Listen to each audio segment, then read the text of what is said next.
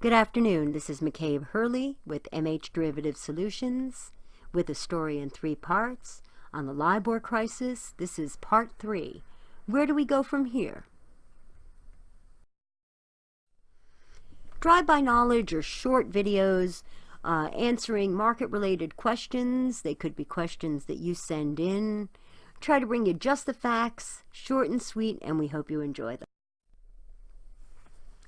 Why is the LIBOR reset rate so important? This is where we left off on tape 2. We discussed the value of 1 basis point on all of the swaps outstanding in the market in 2008, and we said that that was 464 trillion, and if LIBOR was reset 1 basis point lower, that would disadvantage the person receiving LIBOR by $11.7 billion for that 3-month period.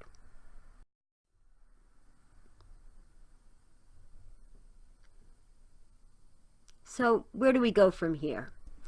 2 big changes have been made. The protocol for resetting LIBOR has been changed. Thomson Reuters collects the rates and the Intercontinental Exchange is the administrator. Instead of BBA LIBOR, the floating leg is now called ISDA Fix. All rates are based on actual transactions. And to ensure they're from actual transactions, the rates come from what are known as swap execution facilities. You can click swap execution facilities up in the menu and read more about them.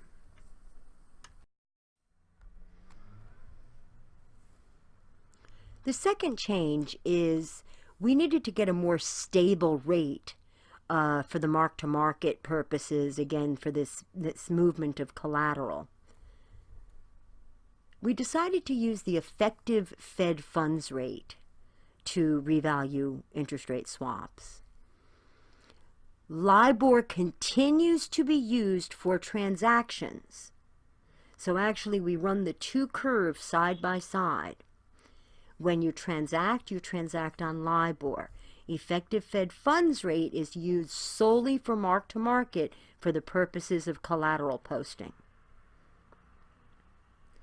But the effective Fed funds is a very short-term market.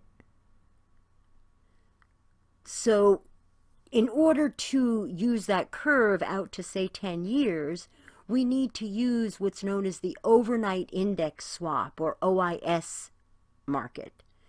And then we interpolate the long-term effective Fed funds rate from that. That's a very liquid market. It's actually a market that's been around for a while. It's very useful. So let's speak about that. What is the overnight index swap?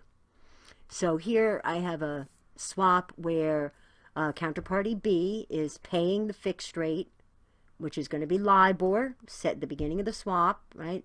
And they're going to receive the effective Fed funds rate, the floating rate. So what are the effective Fed funds? What's the effective Fed funds rate? Fed funds are reserve funds that member banks hold at the Federal Reserve.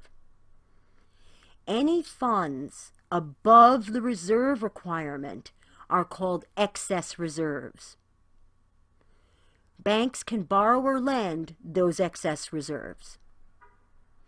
The average rate of all excess reserve trades is called the daily effective Fed funds rate.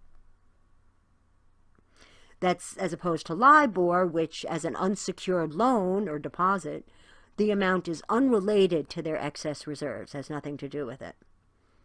So, in our case, the 3-month LIBOR reset, when the swap starts, this little 3-month swap starts, is going to be 2.55%.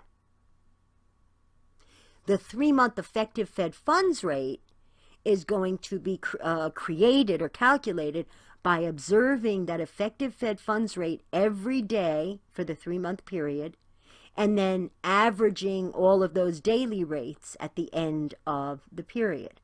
And that will be the rate that, in our case, counterparty B would be receiving.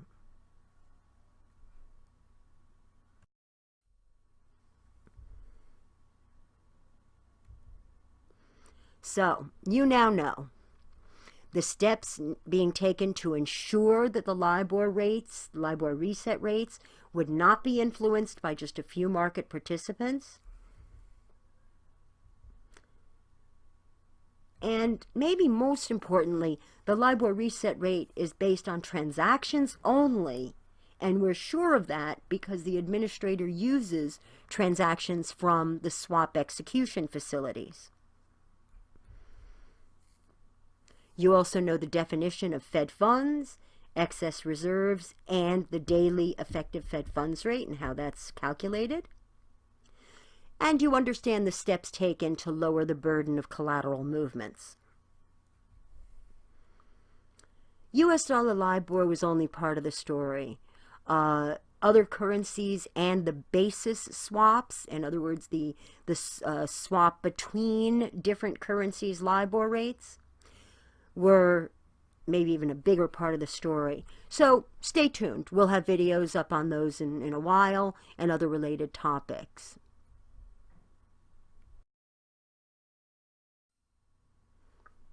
Well, thanks everybody. That's all for me. This is your intrepid reporter, wearing her seatbelt and going the speed limit, watching your markets to bring you more drive-by knowledge.